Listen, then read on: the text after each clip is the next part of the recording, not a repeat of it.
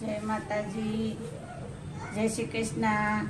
સ્વાગત છે તમારું પ્રભાબા કિચનમાં. તો આજ આપણે આ માખણ ધોઈ નાખ્યું છે ને આનું આપણે ઘી બનાવવાનું છે. તો ઘી બનાવી નાખી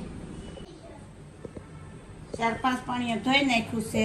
રવામાં જરીકે તેની સાસ ન રહી ને ત્યાં સુધી આપણે ધોવાનું હોય. જવો રેડી. પછી આને ગરમ થવા મૂકી દેવાનું. પછી હવે ગરમ થવા મૂકી દઈએ એટલે ઘી થઈ જાય તે ગાળી લેવું.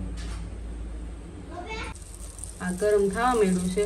ફૂલ ગેસ રાખવાનો કે બા? ઘડીક રાખવાનો ને પછી ધીમો કરી નાખવાનો એટલે ઉભરાય નહીં. નકરે ઉભરાય જ નહીં પણ તોય આપણે રાખીએ એમ. આ ઘી બનવા માંડ્યું છે. એ બા માખણ કઈ રીતે આપણે બનાવીએ? માખણ અઠવાડિયાનું ભેગું કરી પછી 4-5 પાણીએ ધોઈ નાખીએ. પછી આમ કરીએ ને તો બધી સાસ નીતરી જાય. હા, પછી ગરમ કરી નાખીએ આપણે. જો ઘી બનવા માંડ્યું.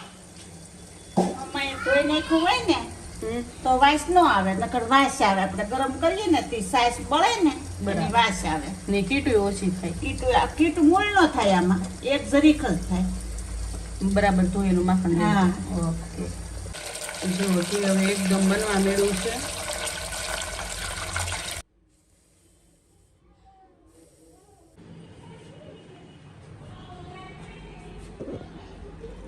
જો આ ઘી બનીને રેડી.